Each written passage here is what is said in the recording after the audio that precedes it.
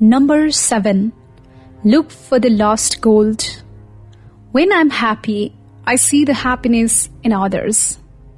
When I'm compassionate, I see the compassion in other people. When I'm full of energy and hope, I see opportunities all around me. But when I'm angry, I see other people as unnecessarily testy. When I am depressed, I notice that people's eyes look sad. When I'm weary, I see the world as boring and unattractive. Who I am is what I see. If I drive into Phoenix and complain, what a crowded, smoke-ridden mess this place is, I'm really expressing what a crowded, smoke-ridden mess I am at that moment. If I had been feeling motivated that day and full of hope and happiness, I could just as easily have said, while driving into Phoenix, "Wow, what a thriving, energetic metropolis this is." Again, I would have been describing my inner landscape, not Phoenix. Our self-motivation suffers most from how we choose to see the circumstances in our lives. That's because we don't see things as they are, we see things as we are. In every circumstance, we can look for the gold or look for the filth. And what we look for, we find. The best starting point for self-motivation is in what we choose to look for in what we see around us. Do we see the opportunity everywhere? When I open my eyes in the morning, said Colin Wilson, I'm not confronted by the world, but by a million possible worlds. It is always our choice. Which world do we want to see today? Opportunity is life's gold. It's all you need to be happy. It's the fertile field in which you grow as a person. And opportunities are like those subatomic quantum particles that come into existence only when they are seen by an observer. Your opportunities will multiply when you choose to see them. Number 8. Push all your own buttons. Have you ever peeked into the cockpit of a large airliner as you boarded a plane? It's an impressive display of buttons, levers, dials, and switches on one big windshield.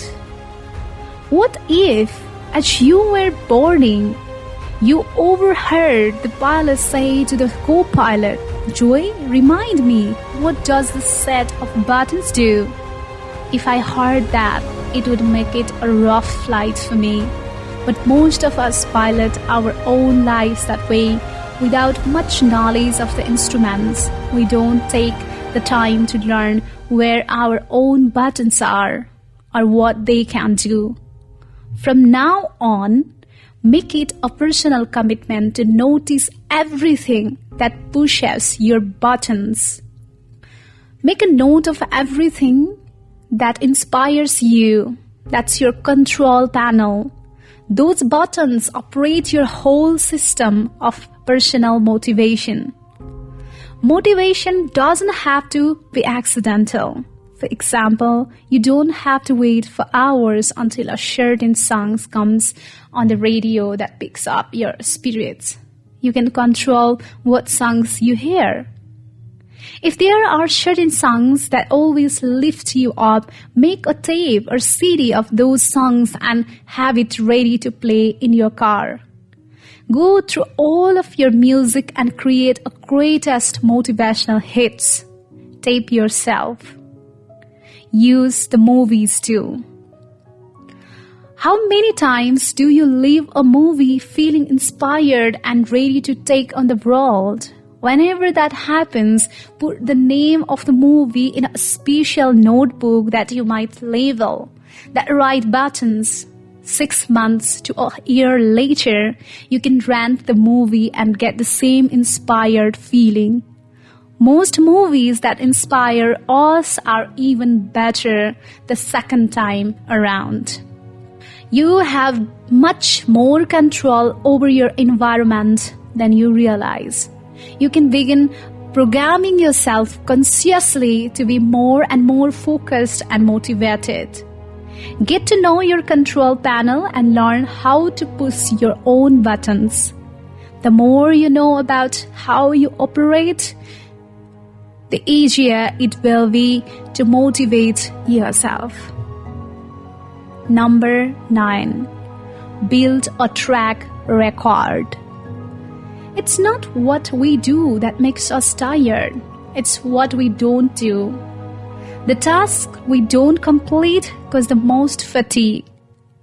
I was giving a motivational seminar to a utility company recently, and during one of the breaks, a small man who looked to be in his 60s came up to me. My problem, he said, is that I never seem to finish anything. I'm always starting things, this project and that, but I never finish. I'm always off onto something else before anything is completed. He even asked whether I could give him some affirmations that might alter his belief system. He correctly saw the problem as being one of belief. Because he did not believe he was a good finisher, he did not finish anything, so he wanted a magical word and phrase to repeat to himself that would brainwash him into being different. Do you think affirmations are what you need? I asked him. If you had to learn how to use a computer, would you do it by sitting on your bed and repeating the affirmations? I know how to use a computer. I'm great at using computers. I'm a wizard on a computer. He admitted that affirmations would probably have no effect on his ability to use a computer.